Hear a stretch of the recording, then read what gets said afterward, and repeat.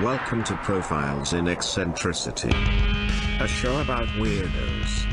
With your hosts, John Fahey, Aaron Peter, and Matt Brousseau.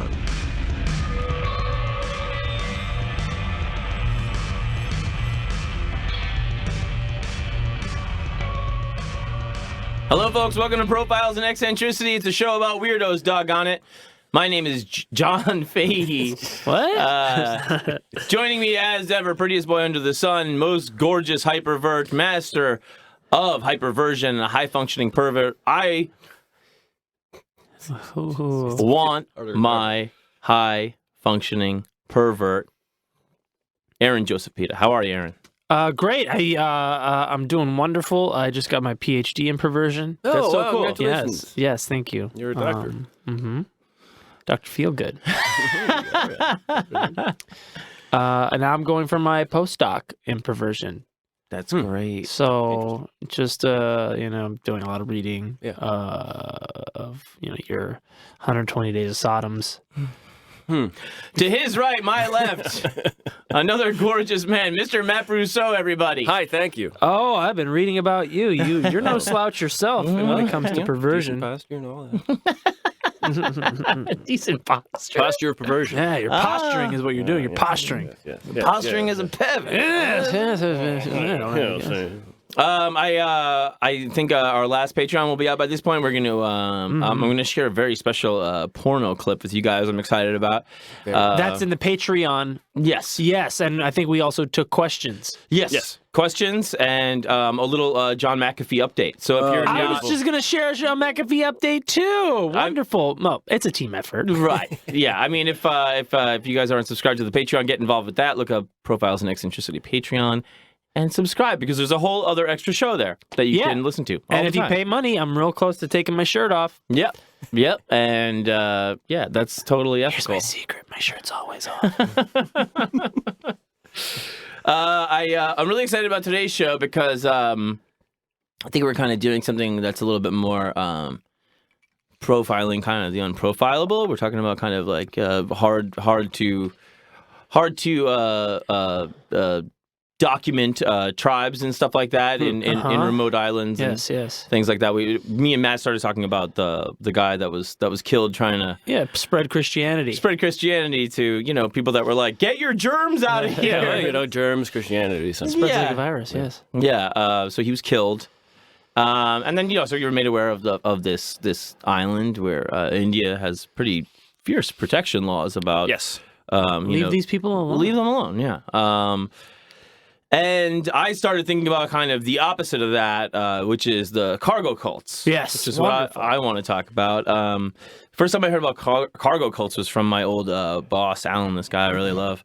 And he was talking about the mythology that would spring up in these, tribal islands after, somebody would have a, like a plane breakdown or, like a boat would be nearby and need to kind of fix their engine. And then they would, have a relationship with the islanders, right. and then all this mythology would spring up around it. And then during the Second World War, of course, you got full-scale invasions, right? By the Allies and the Japanese. And it's probably worth explaining what a cargo cult is and why they're called that, right? Right. Well, we're gonna get into that. So the cargo cults basically would see these people. They would, be living like a, like a very tribal, primitive kind of lifestyle. Hunter-gatherer, perhaps. Yes, and they would, then have a Western visitor stop at the island, and they'd leave all their shit around. They would leave all their shit, and then they would feel like it was.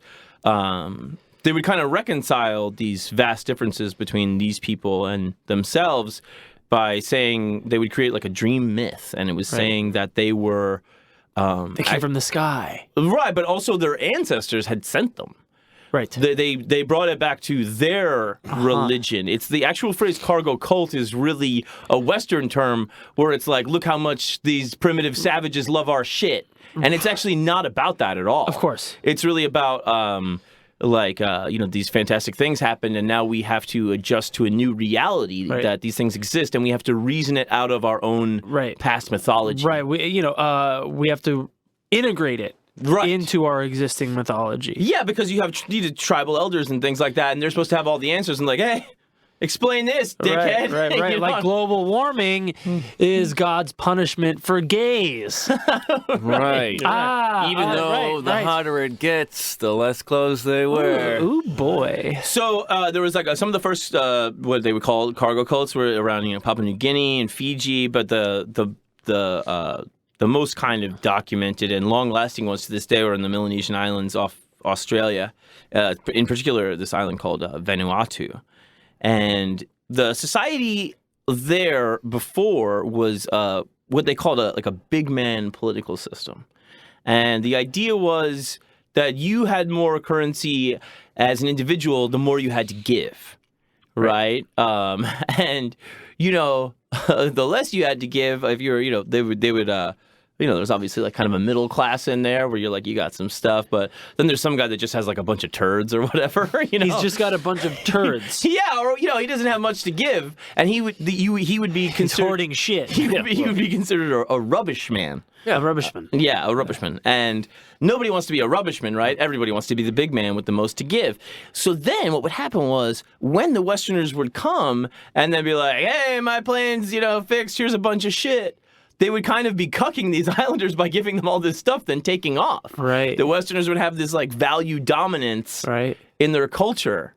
So that was also part of it, was that, the biggest man was the one who left.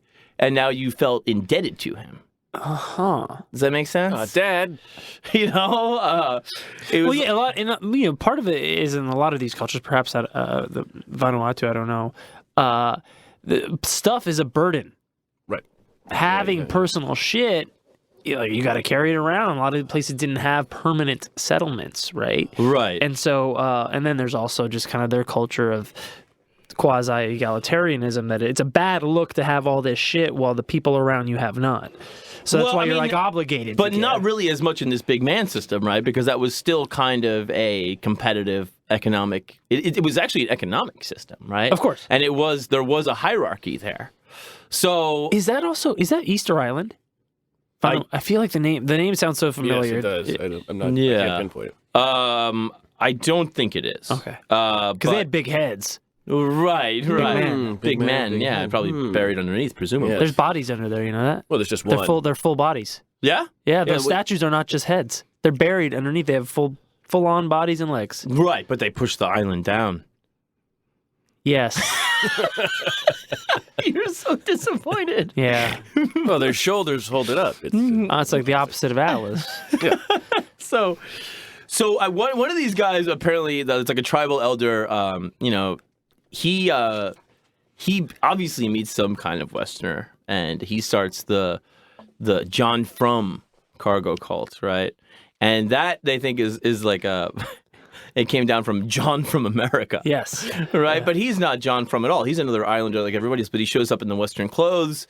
He's got all this shit, and he's like got all this mythology about the Western world and stuff like that. So that's the thing, is that like they're importing all of this knowledge about America and the West. And then there's another Tom Navy cult. Tom Navy. That's another. And so there's people on Vanuatu that followed the John From people and people that followed the Tom Navy people. God. Yeah. And so they were like called like Tana people, and they had a kind of like a Tana army, and they would do like these mock drills and marches, because when the soldiers were on there and they had all this shit and there was all this relationship with these people that would then leave, this is what they saw them do. Right. So after they left, they built mock airstrips. Yep. Lined them with torches. Yeah. They had people doing the air traffic control signals. Uh-huh. They had people up in makeshift radio towers with coconut headphones. Yes. Right. And for the Navy people, they were all like butt fucking each other in a fake submarine. Yeah. And they would drill with sticks or rifles that were left over from the soldiers that were there. And this was also one of the things that, like, because I learned about cargo cults through was it History's Mysteries, the one with Spock?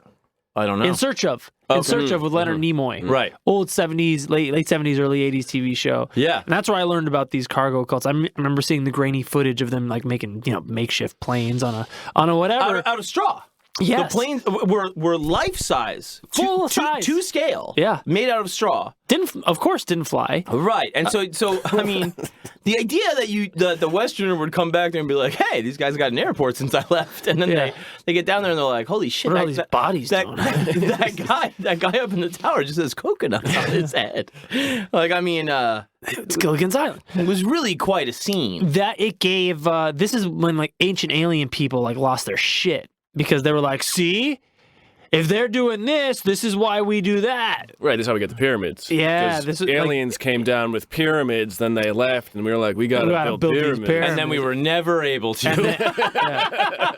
And then Stargate came out. Yes, right. Right, yeah. I mean, so the thing is that like people are kind of like split over the analysis of the phenomenon. Like people are like, the Westerners think it's all about stuff and giving your people stuff, and in some ways people think that there is kind of a scam going on by the spiritual elders to kind of like grift off what just happened by accident.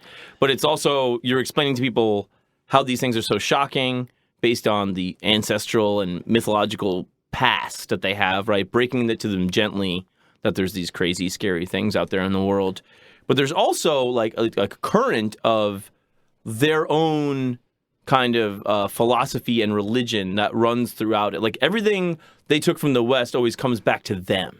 They make it Right. The reason that we line these strips with torches is because it fits into our existing narrative about X, Y, and Z, like how the Romans, they stole a bunch of Greek mythology and kind of fit it into their own shit. Right, yeah, but they are also like a lot of people believe that it's not really so much about the stuff. Like the stuff would help people and that'd be great.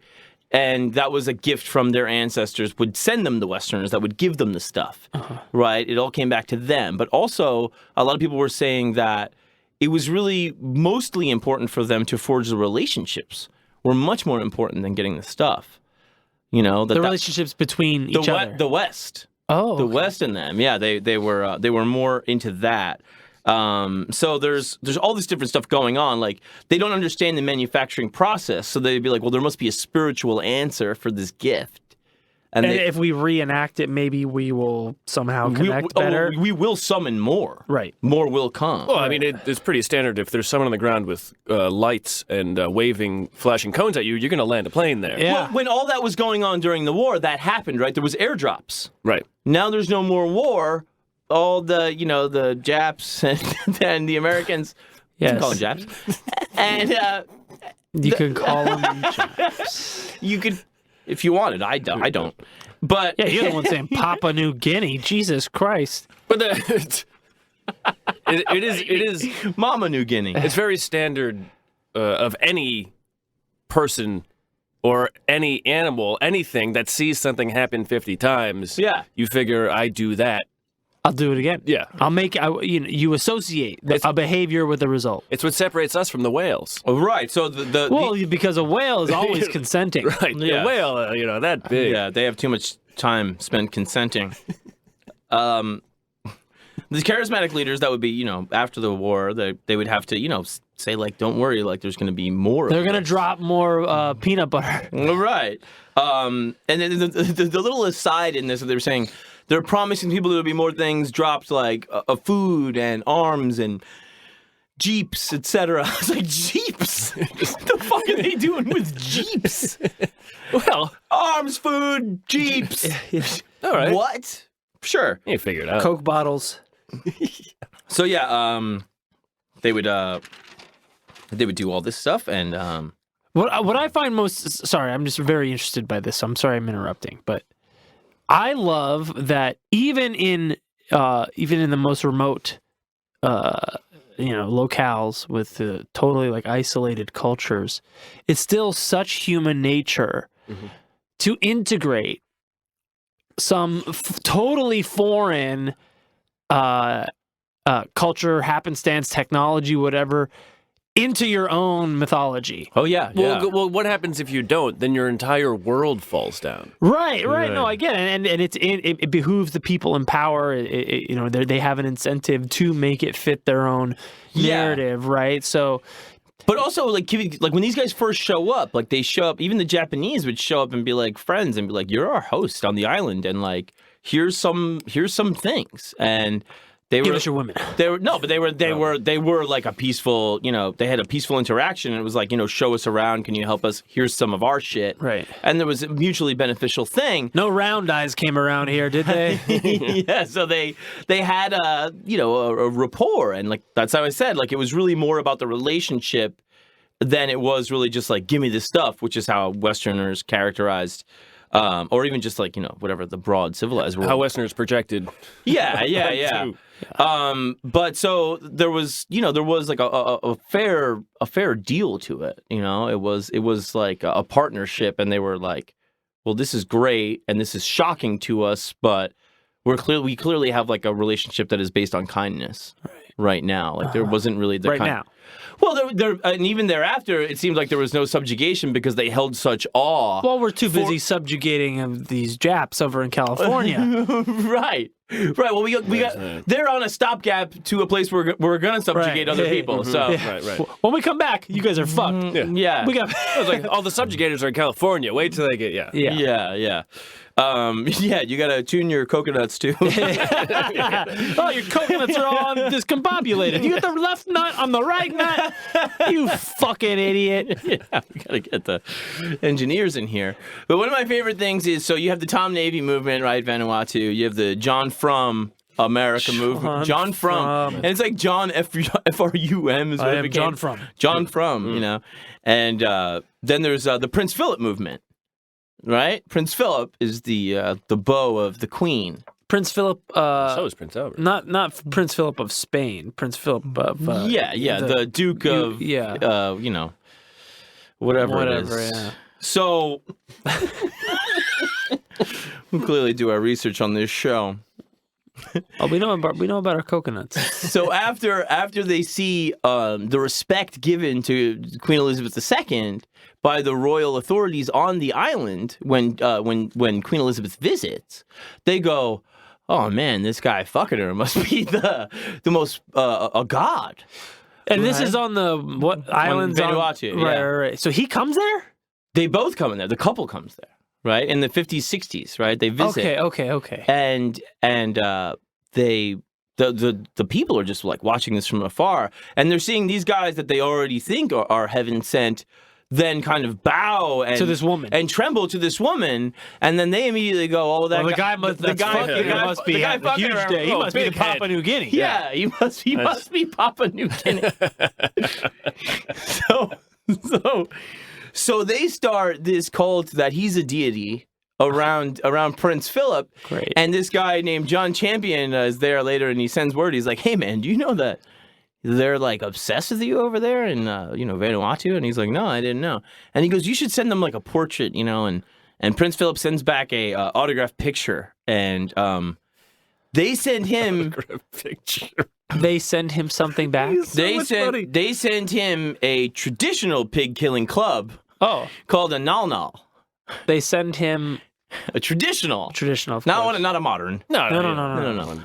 A traditional pig killing club called a nal. Prince Philip takes a picture with it, sends that picture back. Oh my God! The chief is keeping all of the pictures. Yes. And in 2000, he sends another picture, probably with the club again. Prince Philip. In the year 2000. Is because it takes 30 years for these clubs and pictures to make it it's back time and forth? travel. No, they haven't given up on it. This still exists. Okay, so in John From still exists. Tom Navy still exists. The Prince Philip movement still exists. Oh my good Lord in heaven. Yeah. And so in 2000, please go. 2000, he sends another picture. Chief Jack Neva. Jack Neva, that's probably a corruption of John Navy or whatever. They're the Protestants. Yes. Probably is. He kept all three pictures close. I'm sure he died in 2009.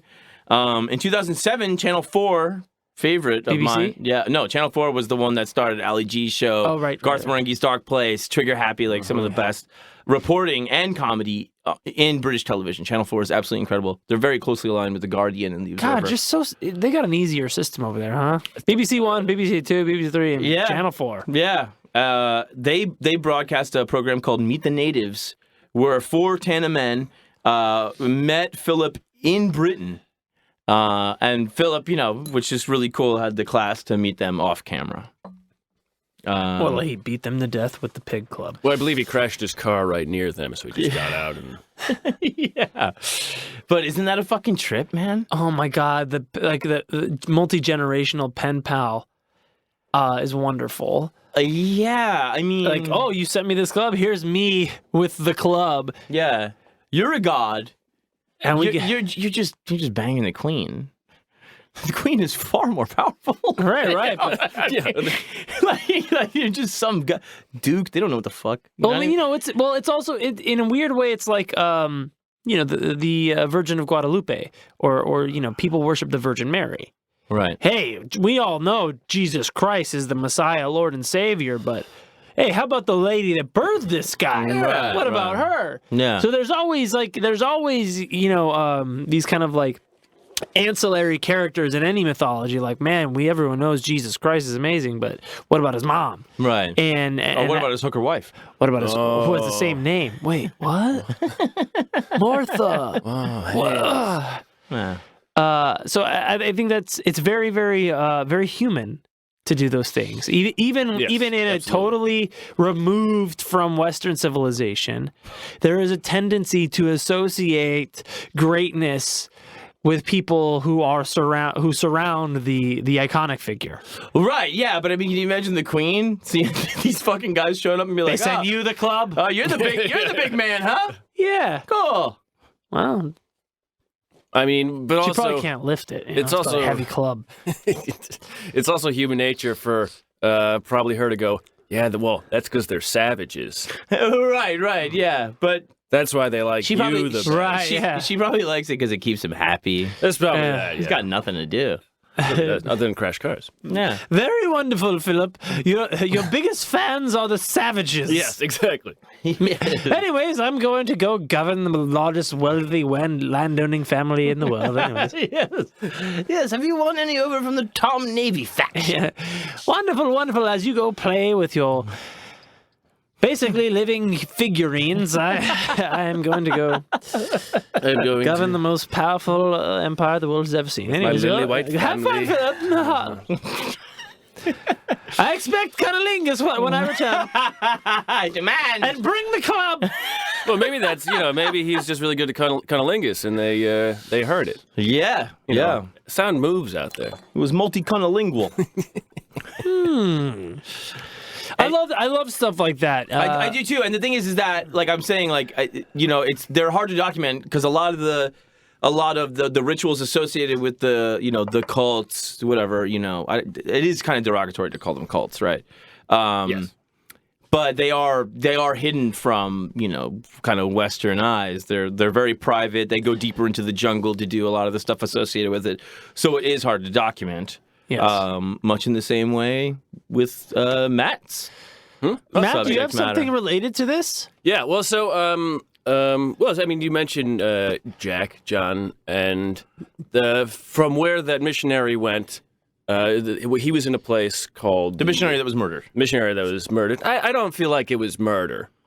Oh, yeah. I mean, I always call killing murder. Sure. I feel like it was, He was killed. I feel like just God was just, Jesus was like, I don't want, not this one. Which God are you talking about? Tom Navy or No, John Frum? the American missionary. The American God, He shows up on an island where no one wants him and he doesn't belong. And then these motherfuckers don't know about Christ. Yeah, they put some arrows in him. Well, you got to learn from the Spanish and bring a whole army. Right. Then you win. And horses. Well, then you don't need Jesus to get a whole army. Haha, Jesus is the army. But that area is the Andaman Islands. Andaman. Andaman. Okay. All part of India. Though it's in the Bay of Bengal, or in the eastern area. It's actually closer to Thailand than it is India, but it's part of India. And there was a man in 1858, a man from those islands was abducted by a British survey vessel. They stole him away. Snatched him. They called him Jack. Huh. They took pictures with him, and then immediately he got sick. So they brought him back to the island with some quote-unquote gifts threw him back on the... they put him in a boat and pushed him back to the island with some clothes and everything. Well, were they actually gifts? Because they didn't have germ theory. They gave him like clothes and coconuts and which he used his head. Right. Beats by Dre. Very important.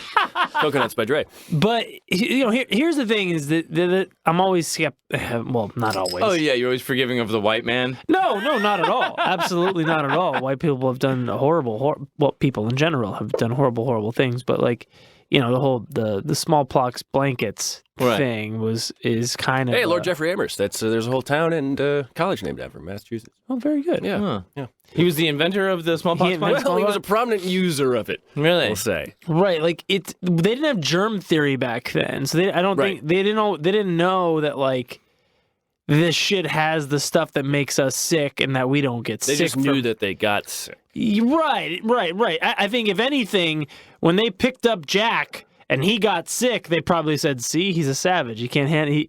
If anything, it definitely confirmed their supremacy in their mind. Yeah, well, anytime there is a Westerner that goes to Africa and they meet a native, they're drinking water out of ponds and they're fine. But they both think each other smell like shit. Right. Yes, But yes. they're both like, fuck, what the fuck is wrong with you? But they also both want to fuck each other's women because they're maniacs, men in general. Right. But let's not forget. White people, Europeans, when they got syphilis, they didn't when they came to the United States. Well, not the United States, the Americas. Right. So they were also inferior. Right. Because syphilis didn't exist in Europe. Huh. Interesting. Yeah, so there was a trade of diseases. Right, yeah, and it was a very even outcome. Oh, no. We both had germs, but Europe had guns and steel. Right. Yeah. So we can thank the Native Americans for taking down Al Capone. They invented income tax? No, the syphilis. Oh, right.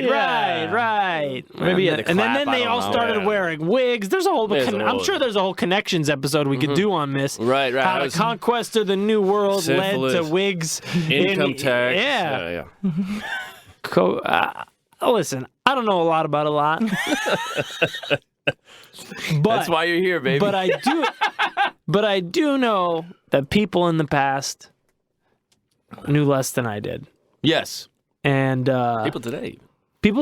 And also many people know more than I do. How about that? Well, that's mighty noble of you.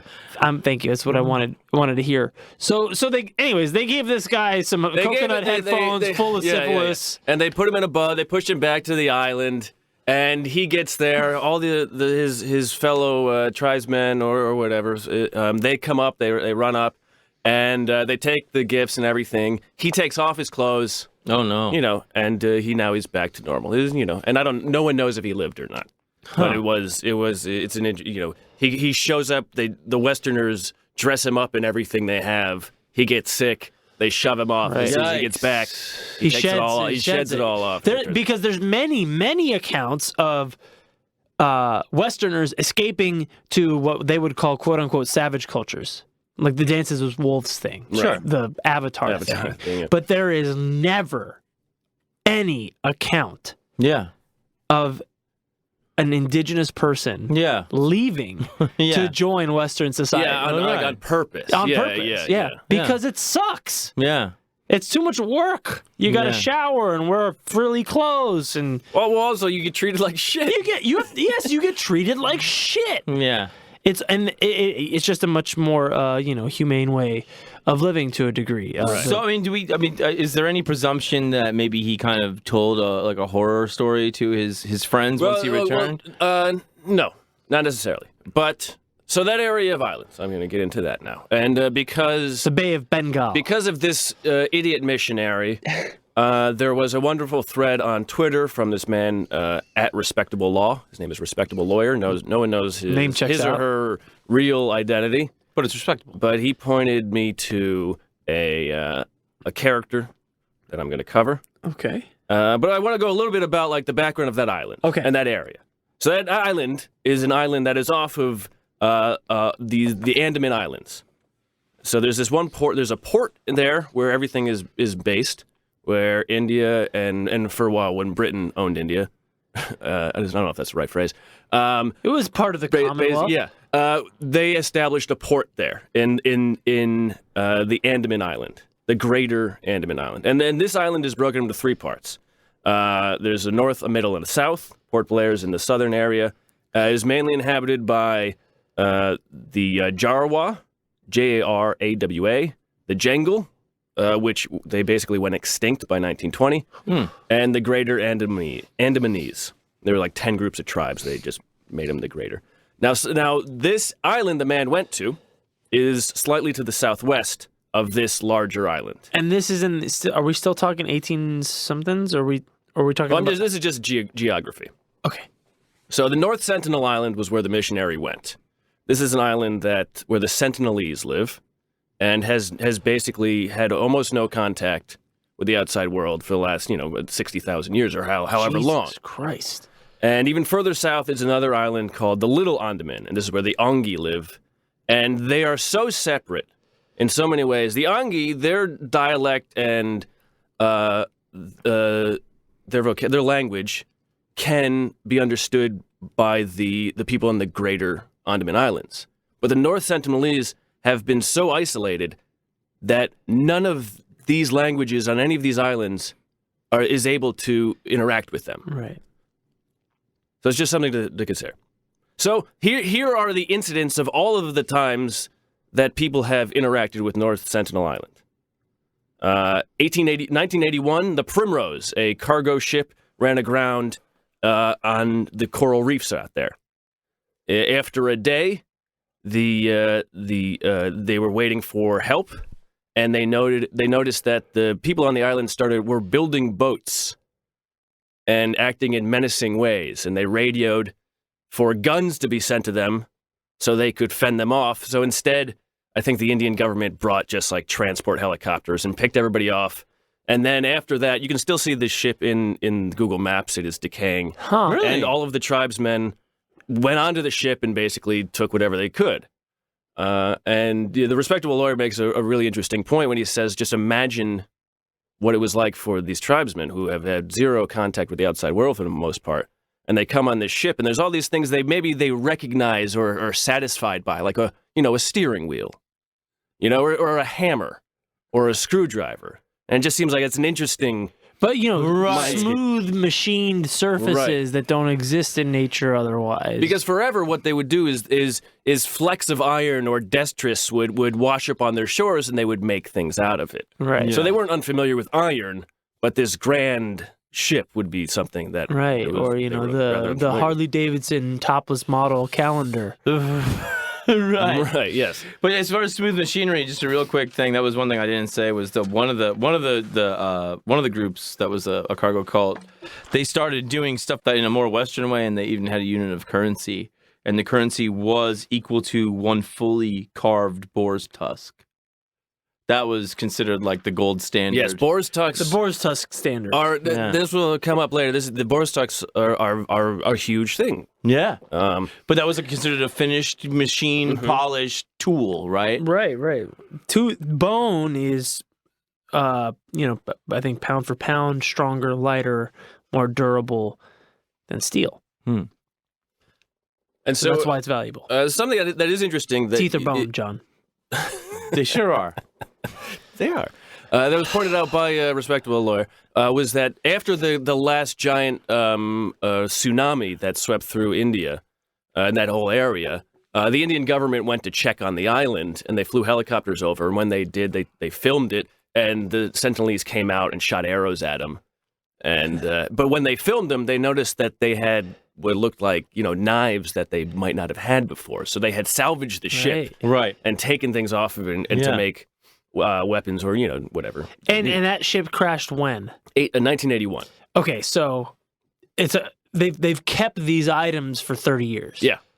or they fashioned them out of parts they recreated them yeah. or what have you. Yeah. So that was so the Primrose was 1981. 1975, the King of Belgium decided that he, in the very Typically Belgian way. he decided he wanted to see what the island was all about, and they got their boat rather close to it, and the Sentinelese came out and gave them menacing gestures, and one of the men even he wound up his bow to fire at him, and someone noted the king was quite pleased by the show. Really? Look at these savages pretending they have the dynamic range to shoot 400 yards. 400 yards. And British accent. Oh, look, they're pissed. Everyone in Europe speaks with a British accent. And ancient Rome. You ever notice Yes, that? yep. And there's a date I misplaced about an Indian anthropologist. She was actually able to make direct contact and hand them coconuts, and this was one of the only times there was a friendly back and forth. And I forget the year. She but handed them coconuts? Yes. They don't have any on the island? Well, coconut, it's in these Andaman Islands. You show up and you give people coconuts, and it's a gesture Showing of goodwill. peace. Yeah. Is that specifically the case there, or just generally anywhere? I mean, I think if someone did that at my everyone loves a apartment, coconut. if someone showed up at my apartment with a coconut, I'd be like, this is a good move. All right. Yeah. Thanks. I needed some headphones. I just broke. In 1974, a film crew for the documentary Man in Search of Man, they showed up to, in search of quote-unquote savages and primitives. They showed up to leave gifts, and when they got to the shore, all of a sudden Sentinelese came out and shot arrows at them. And there's a story of what the director was hit in the thigh with an arrow, and the man who shot him laughed and then went over and sat down under a tree. Yes. That's been very satisfying. I'm going to enjoy a bit of shade now. Yes, I've done my part. I'm going to listen to the hottest new track by DJ Tom Navy. I'm guessing you hear the ocean. But If you put your ears on the coconut, you hear the ocean. very calming. 1876. Songs of the whale. 1896, a Hindu convict escaped jail, and he fled in a boat, and he landed on the island, and, Oh my and his God. body was found full of arrows, and his throat was cut. Oh my God. 18... Yeah, so much for the noble savage, Hobbs. But also, I mean, did this start because that one guy came back and got everybody really sick? Maybe they hate Western. But that didn't happen on the Sentinelese Island. Ah, I see. Okay. How dare you mis-island these islanders? But there was an event. So that was whatever. The 1771 first recorded instance, a survey vessel, the Diligent, is going by, and they notice that there's fires on there. That's the first ever recorded instance of this island in our history. 1771, a vessel is crossing the Sentinelese Islands, and they see a fire. They see a fire on the beach. And they go, what the fuck? And they just go, oh, there's a fire on the beach. Okay. And they make note of it as a survey vessel. But, so why might these people be upset with all these? Well, we'll get into that. Because it involves, probably, this man named Maurice Vidal Portman.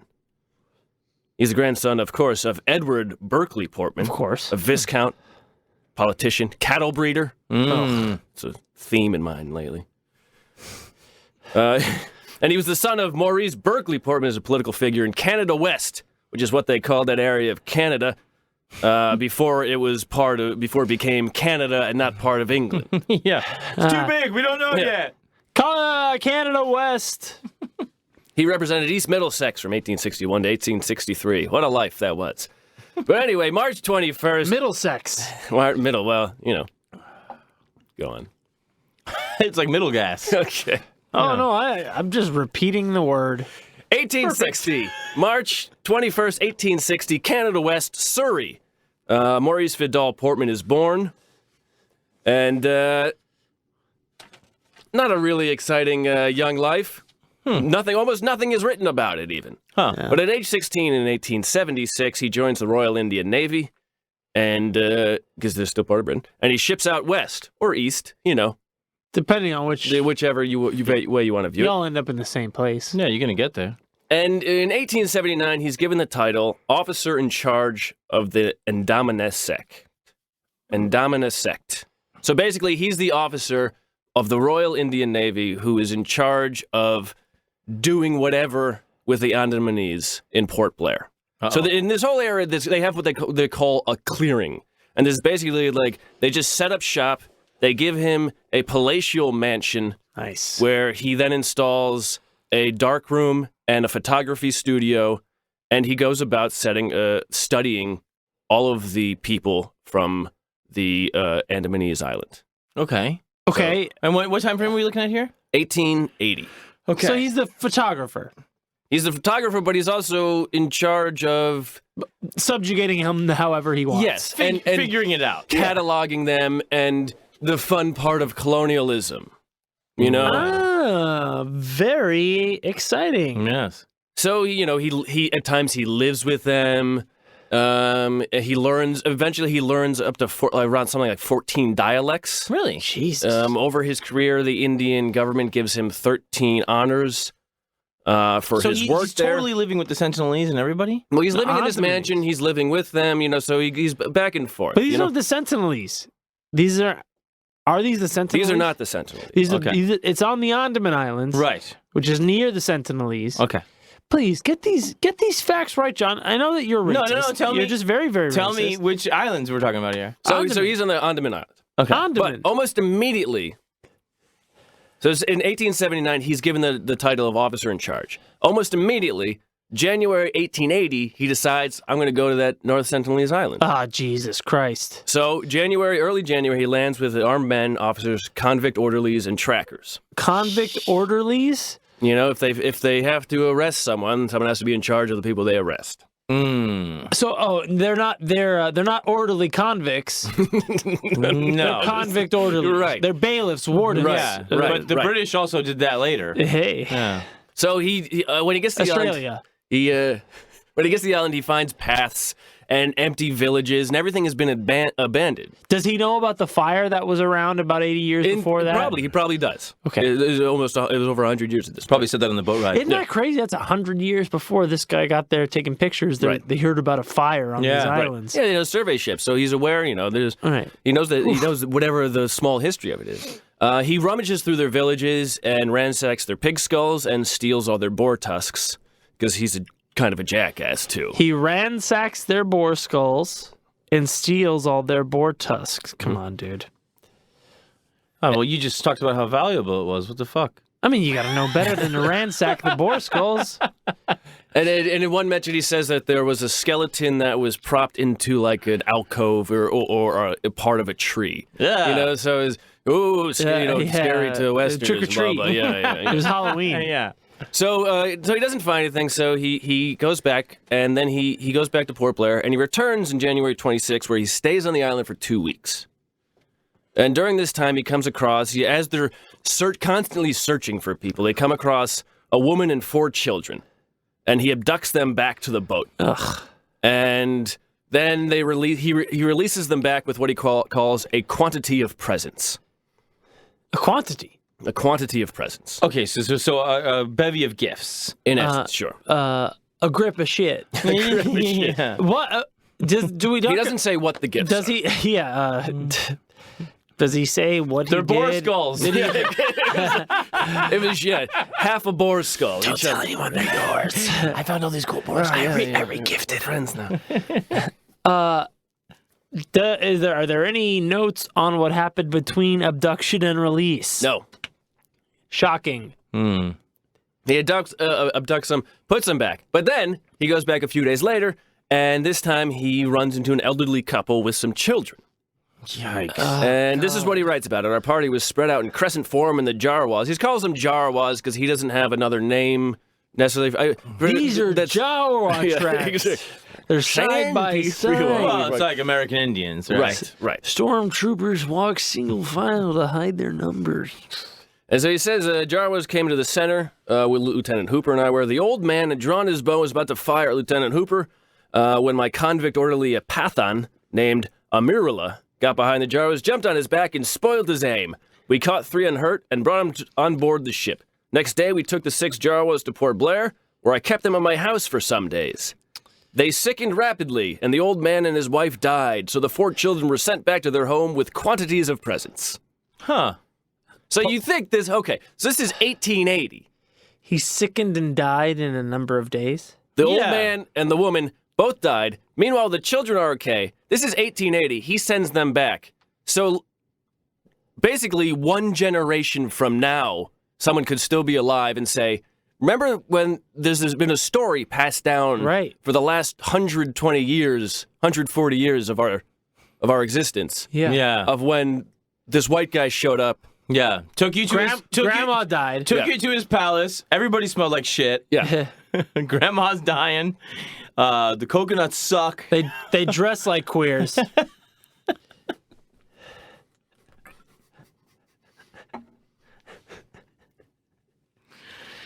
Frills, stocking, boots. You know what I'm talking about. Sure. Don't act. Listen, don't act like all these island folk are super woke. They might be homophobic. What, woke folk? They might be homophobic. Yeah, I think they have a number of problems. Yeah, they had a quantity of gifts. Yeah. So that may They could be why. shit talkers too. All right. All I'm saying is that they could be assholes. Expand on that. These islanders aren't the most friendly people. They're shooting arrows and shit. They might be homophobes. You don't fucking know. No, they're white folks. They're anybody folks. Yeah, they're anybody. They're phobic I of don't blame everything. them. The only time people show up is when they abduct them. Yeah, that's horrible. Or they steal their boar tusks. Yes. Yeah, your grandpa dies and you go home with a bunch of shitty coconuts. And syphilis, which came from the United States. So that's Of the America. end of his story with the North Sentinelese. But Maurice Vidal Portman, or as he called himself, MV Portman, MVP. had a rich history over his 20 years with the Andamanese. And so, like I said, in his mansion, he installed a photography studio and a darkroom. Okay. Because what he would do is he would catalog as many Andamanese as he could find, basically. He would have them line up. At one point, he said, I had 200 of them lined up to be measured. And he would also have a portable camera, which he would have them carry around so they could take pictures of them, And, well, I mean, part of his idea is that he wanted to take pictures of them both in their natural habit, quote unquote, but also he had this whole style to it. And at the time, there were basically 2 types of anthropological photography in colonialism, and maybe even today. And this is from this wonderful scholarly article from Sadatru Sen called Savage Bodies, Civilized Pleasures, where he talks about this, and he kind of breaks down like what the hell this guy was doing, this weirdness. And there's 2 types of anthropological photography in colonialism. One in which a photographer either does not recognize his or her intrusion into the picture or accepts the intrusive effect as unavoidable, and another in which the photographer is a self-conscious participant in these pictures. Now, Portman was a little bit of both of these. He was a colonial romanticist. And so he would take what he wrote as a new breed of savage, an object of fantasy and erotic contemplation that was neither a mythical cannibal nor historical enemy. So he's taking these pictures. They didn't have those those big black frame glasses that with the hidden cameras you could just send them in and nobody knows that you're video cameraing them. No. So he sends around a giant bread box. It was Victorian colonial erotic. Erotic. Yes. It was quote unquote it was simultaneously juvenile, asexual, and homoerotic. Okay. All right. See what I said? Do you see what I? You're not proving a point to me. No, I said I know that. I know that. So I'm going to show you. I know. It was simultaneously juvenile and homoerotic. Yes, asexual, juvenile, and homoerotic. Fucking so Christ! So These goddamn savages. They should be thankful. I mean, we he's the civilized savage. them. I swear to God. So before I show you, get into his pictures specifically of them, there's 2 known pictures he took with them, and one of them he's sitting in a throne among them. He's sitting in a throne? Among them. Yeah. And the other one, he's standing among them like he's just like kind of part of the group, but he's also this white guy. Right. So here's I'm showing you, John. You can maybe want to describe that a little bit. Okay, so we got a couple of kind of priesty-looking people surrounding the fella in the throne, and then a bunch of the kind of the tribes people in like a kind of class photograph type scenario, and then we have one of him just standing among the regular people. He's in kind of white robes, obviously far taller than them. The average Andamanese is about just a shade under 5 feet tall. And he was all into measuring them, like Purple Aki. Very much like Purple And that's the Aki. thing. There's nothing gay or sexual about it. He's just curious. Well, it depends on what you measure. Okay, we got a bunch of guys dressed like the Zodiac Killer here. These Yeah, now do your interpretation of it. Yeah, all right. So top photo, I got the Knights Templar. This is him on his throne. I'm looking at they get some guys in the Knights Templar. And then you've got Colonel Mustard here sitting on that's not a throne, it's more of a shitty chair. And then you've got the baseball team, the Little League team, and they all have no shirts on. Right. They're all dressed like that Japanese fella. Mishima. Yukio Mishima. And they're all they're in exceptional shape. Mm-hmm. They are all in very good shape, because there's a reason for that. Often, colonial depictions of these other people would focus on their diseases and their savagery and their differences. Not this guy. But he generally only took pictures of unwrinkled, healthy people between 14 and 40. So that was how he romanticized it Yes. also. Yeah, he says, "Oh, look what great lives they lead." This is the noble savage myth, right? Right. They're living a pure lifestyle. They've got six pack Right, and they're better because I'm here, right? That's the idea. Or they will be better now that I'm here. Well, because what he does is he takes part in their lives.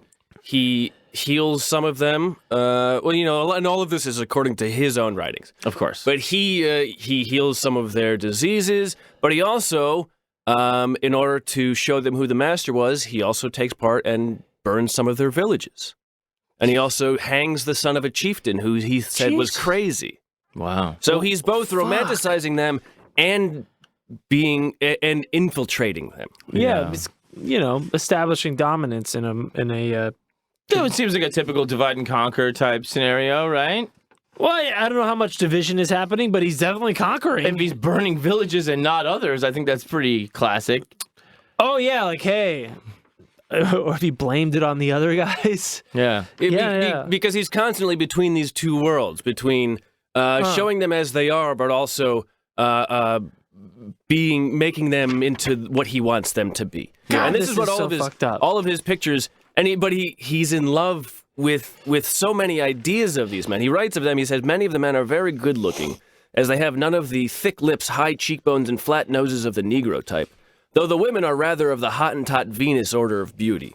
Hottentot. Hottentot Venus was a racist term for black women with big asses, basically, because there was a woman who was abducted and brought to England, called Hottentot Venus, she was put on show because she had a big huge butt. ass, man. I almost profiled her. I have a book called The Erotic Engine that I'm reading, and they've abducted this big ass chick from Africa, and they start parading her around Europe because of her exceptional curvature. That's great. Hottentot. That's great. It's perfect for a profile. Well, Owing to the listen, the curvature. These white people have done horrible things, John. I don't know if you know about it. Yeah. I know. You're in your liberal bubble. Shut the fuck up. And you idiot. think that Western civilization is God's gift to mankind, but I got news for you, buddy. Mm-hmm. Oh, there's been a lot of bloodshed. Is that right? Yeah, so you can. Is that about right? Yeah, so you can drink your fucking Miller Lite and sit there and look at me in the eyes. Right. And speaking into your microphone, there's a lot of blood has been shed. Right. There's been a lot of crimes against humanity committed. And one of them is you not eating before this podcast. you saw me eat 3 bags of chips. That's not gonna cut it, I don't think. Well, I got a high burn rate. Got a high burn. Should have had that apple. So generally he's taking pictures of attractive men, and there's a picture here, and because part of this is part of his fantasy.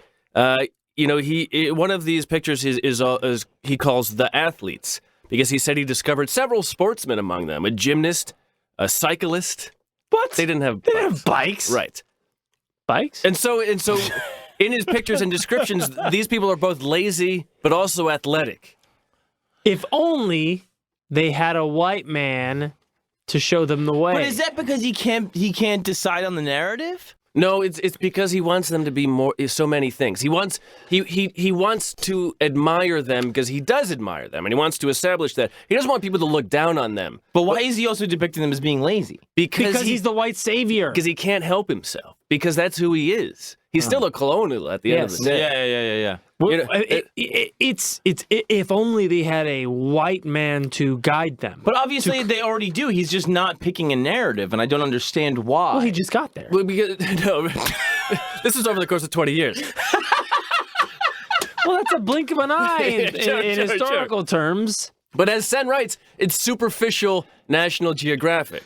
So he wants them to be natural, but he also wants them to conform to his idea of what natural is. Right, Hey, yeah. Just hold that tusk. Turn to the left and hold the tusk. So here's a picture he took of the athletes, and you can say these are three men who would look good in any age. Mm-hmm. They don't need him to dress them up and pose them. The pose they're in is a classical Greek pose. Okay. He doesn't have to do that, but he chooses to.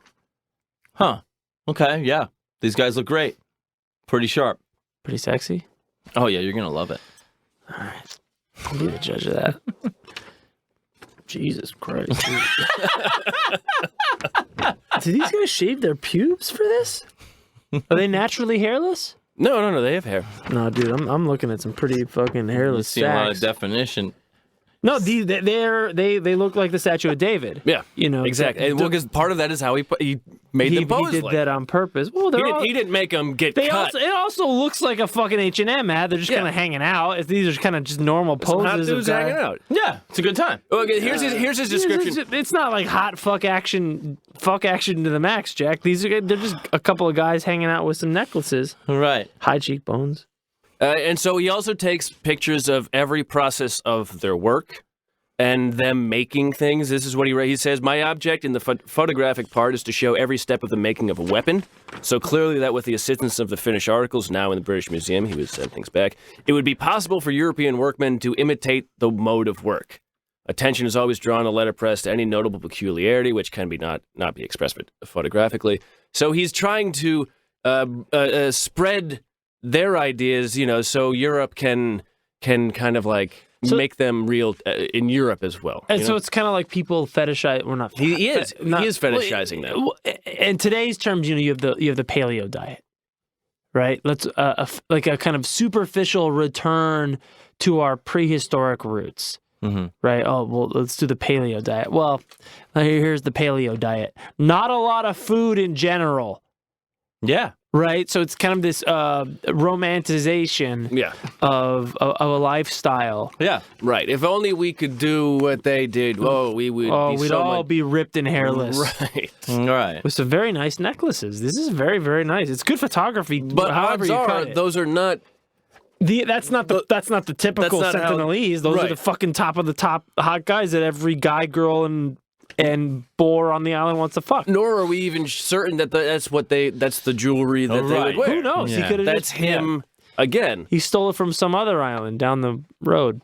So along with the photography, the posing, he also cataloged them. And here's a picture of he would have them line up and pose by a checkered board pattern, 2-inch by 2-inch. He would have a metal pole pressing against the back of their head, and So they stood straight? and their back, so they stood straight. And then he would measure. Here's a picture of that, and then he would catalog and measure every single part of their body that he could. Oh, God. Including We'll get there. So earlobes. he would take what he called observations on external characters. Skin color, graded from black to rosy white. Even skin color that the sun doesn't reach. So skin color under folds, he would measure that too. Oh. Eye color, fold of skin at inner angle of eye. Color of all hair. He would measure the color of every single hair everywhere in the body. Oh, God. It's degrading. It's like the fucking NFL draft. Shape of face, long and narrow. These are the types of face. Long and narrow, medium, short and broad, pyramidal, wedge-shaped. Profile of nose, straight, aquiline, concave, turned up, hybrid, sinuous or wavy, Chinese type, Negroid type, Australoid type. Type of lips, thin, medium, thick, everted. And then he had his essential measurements. Hand, foot length, upper limbs, kneeling height, standing height, things like that. Then he had his additional measurements. I love additional. Hips, shoulders, ear, breath, odor. And then he had the sex stuff. Odor. Shit. Which he would catalog. This is what he writes of one woman. Big pendulous breasts. Oh, yeah. Like, what? Like, they don't swing anywhere else? It's a rhythm. What are you talking about? They're pendulous. Could swing. Well, I mean, you can... Pendulous there could be German pendulous or... I mean... It's not like these people invented pendulous breast. He was just categorizing them. No, yeah. I mean, it's not that good a descriptor is what I'm saying. Well, some are perky and taut. All right, fair And enough. he did note firm was also another characteristic of See, breast. John? And then for all of the penis and testicles, he would measure those. Here's one description. Atrophied testicles, both being hard, but the size of hedge sparrow eggs. Atrophied. Another one. Penis small with moderate-sized prepuce. Moderate-sized prepuce. A moderate prepuce. So we're talking about a moderate-sized prepuce. We're talking about a softie. Yes. Moderate-sized softie. Mhm. But the balls are atrophied from some no-nothing nonsense. That was a different person. The other guy was atrophied. I mean, this other guy, he wrote, genitals fully developed, but small. Huh. That's big. Compared to what, dude? Well, it's also, I mean, he's towering above these people, too. He's like a much larger man. You know? I don't know. I think he's just trying to fucking shame a whole genotype of people. Oh, you think he's cataloging to Britain? Everybody, oh man, they're all tiny dicks are small. Yeah. Yep. Oh, yeah, Yeah. you guys have conquered Man. everything. Prepuce is Now, the don't foreskin, worry, actually. ladies of Europe. You have the best in the world. Yeah. So he also cataloged foreskin. The prepuce is the foreskin, so he was saying small penis, but wow, foreskin, Hey, huh? check out the foreskin on this guy. And also, there's one other guy, he wrote... five skin. There's one other guy, he wrote, penis circumcised accidentally. What? The story was he fell out of a tree and it got cut on bark. Shit! Yikes! Accidental circumcision. Yeah. All the ladies are like, "Hey, this is a lot better." Looks beautiful. This guy that fell out of a tree, I'll tell you. This cock is gorgeous. Oh, I can see everything. Oof. So he did this for 20 years, measuring every single person on the island. How did they? These are the anemones. Mm-hmm. The Sentinelese definitely would not go for this. No. But this one guy shows up and everybody's lining up to get their fucking dicks measured? Because Who's burning villages? he had a whole army. Industry behind him. The whole point of the clearing was where they brought convicts, where they subjugated these people, where God, what a where nightmare. Britain basically just decided they had Just prove for it, you don't have a choice, line up, we're measuring your dicks. At some point it became quote unquote friendly, when the subjugation had been realized, Ugh. But he did this for 20 years. 20 years of measure. And in 1900, he retired due to citing poor health. Apparently, according to his obituary, he was often sickly, but to do the work he did doesn't seem like it would be the work of a sickly man. But he retired, and he went back to England, where he basically disappeared and was unheard of. According to his obituary, he did some journalism, which no one can find. During World War II, he did valuable Secret Service work, which, again, there's no word of. Right, he's got to be just like some kind of emissary to those islands or whatever. Right, like, yeah, something like that. When he died, he left most of his money, which wasn't much, to his manservant. But he did seem to recognize that being in touch with these people was not good for them. Right. And he later made a speech. They started a cargo cult of just measuring each other's dicks. And he would say, color of each other's ass hairs and shit. Of the North Sentinelese, he would say, we cannot be said to have done anything. We cannot be said to have done anything more than increase their general terror of and hostility to all comers. Yeah.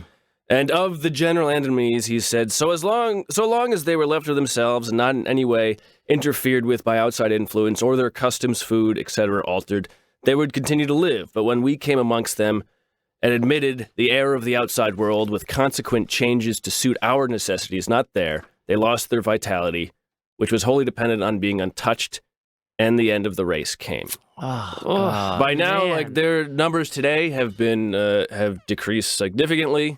There have been instances of them, interacting with the Indian government in friendly ways, but for the most part, they are dwindling as what happens. And I think this is pretty. So he died in 1935 at the age of 74. Blah blah. But here's the Jarwa, which were one of the main tribes on the Andaman Island. At one point, they had one of the women had a white baby. And the tribe killed it. Wow. And some people were calling for the tribe to give the baby over to the Indian government, and the chief did not.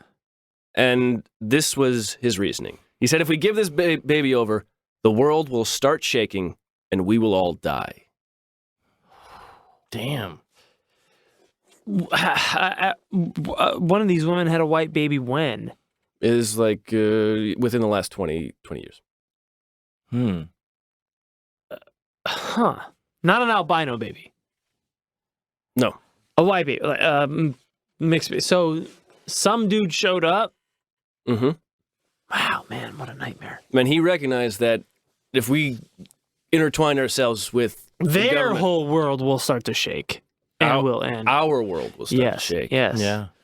Because the moment we become part of their system is the moment we cease to exist. Damn. Right. Yeah, but we got the best example years ago. Yeah. Yeah. He never, this fella. So anyway, we're going to punt it into the ocean. I don't want to know how they dispatched of it, but presumably that's how it went down. What? Did this guy ever, he spent 20 years on the island and never copulated? Well, there's no, he wrote... His pullout game was strong. In effect, he wrote the two authoritative histories of the Andamanese. He wrote one that was basically just a history of them and his time with them, and then he wrote another one that was all about contact. There's 2 volumes. One of them, the second one, all about every instance of contact with them that he could find. That one is you can find for free on Google. The other one you can buy off Amazon, but it's like $50. Right. So volume 1 was I'm not a rapist. Volume 2 was everybody's cocks are smaller than mine. Don't ask how I know. But so he presumably did not. Presumably, none of his colonialist colonizer crew did either. It's hard to believe that they didn't, but there's he's writing the record. Yeah. But isn't this thing too, where like Aaron, you were saying, is every Westerner, that is like escaping something will join, what is considered a primitive tribe or whatever. Yeah, it's better. Even when the colonizer is there, they have like a weird kind of like Stockholm syndrome where they're like, oh yeah, like maybe this society is way better. Like maybe we're doing it all wrong. And they get kind of seduced by it. Yeah, but it never happens the other way around. Like you never get... No. You don't have the whatever native... Pocahontas wasn't happy to go and tour England and right. It happened with not Geronimo. But I'm saying I think that's what happened with this guy. Fucking... Sitting was Bull? it Geronimo? They never... any native from any culture, anytime they are brought into Western quote unquote civilized society, they join back to their original state as soon as they can. Yeah. You know, and it's whereas with white Westerners, they skip town and they join native society right away. Yeah, well, sometimes there is like, you know, kind of the indigenous person that'll join Western society because they see that they can't, defeat them, and so that they need to kind of get involved in their way of life to realize how to at least kind of like reason with them and combat them on their playing field. That was kind of happening later, you know. Well, the white story is always you show up and they don't like you, and then you prove yourself and they accept you. But when you do that in white society, they're still racist against you. Oh yeah, totally. So like you can still prove yourself, and they just go, "Oh, he's one of the good ones." Right. And so anyone who doesn't know you, Squanto. Squanto. It was Squanto. Squanto spent time in like England and France and all that shit. Right. Spent time at the court of the king and all that stuff. But then like when he came back, it was like, dude, I'm going back to like native life because it's fucking way better. Yeah. It never happens the other way around. Yeah. Yeah, but that's what I think. I think this guy, even as a colonizer, was seduced by the life, and knowing it's going all around you. Even if you're the colonizer on the island and you have all the power and you have all the guns and you can make everybody line up and measure their fucking pubes, right? You know that all this life is going on around you, and that they have this probably better way of life that's more fair and kind of honest, right, than what you're doing, right? So you are like seduced by it, and you're like kind of like. Well, yeah, you start studying it. Yeah. But you're kind of also dreaming about being a part of it, I think. Of course. And I wonder that he never dabbled. And I mean, I think so much of it is that when things are invented and a new culture comes over, their perception, their ideas are forced onto yours. And there's this book about... it's kind of about architecture. It's not a book. It's an old Japanese writing called "In Praise of Shadows." Mm-hmm. And in it, I forget the author's name, but he writes basically like, what would be like if Japanese had invented the fountain pen? What would that pen be like compared to the pen it is now? Yeah. And there would be a way that would be more essential to and fit better in Japanese life than the Westerner fountain pen. Right. What if the Japanese had, if their idea of a rifle or a house or whatever had been the one that's swept over? Right. The power dynamics involved or the first to a thing so often determines what everything that comes after it. And the Chinese forever, they had gunpowder. What did they do? They made fireworks. Right. Yeah. And what did Europe do? They made things to kill people. Right. Yeah. Well, they shot rockets. The Chinese shot rockets, but mainly fireworks. Yeah. Yeah. I mean, which is, cooler. Well, fireworks are great. Yes. Super cool. But it's cooler than that? What, a death machine war? Yeah, killing people. But also, I would think, like, if I was showing up there back in the day and, like, there was like, a bunch of fireworks going off, I'd be like, holy shit, I'm going to get the fuck out of here. This is a nightmare. Right? Right, yeah. It was a cool nightmare. Well, 4th of July wasn't invented yet. Right. Yeah. That's when fireworks got their comeuppance. Yeah. Yeah. Before that, I was like, man, we have this incredible tool for celebration and barbecues. Like, man, wait until the Americans show up. You know what I'm saying? Yeah.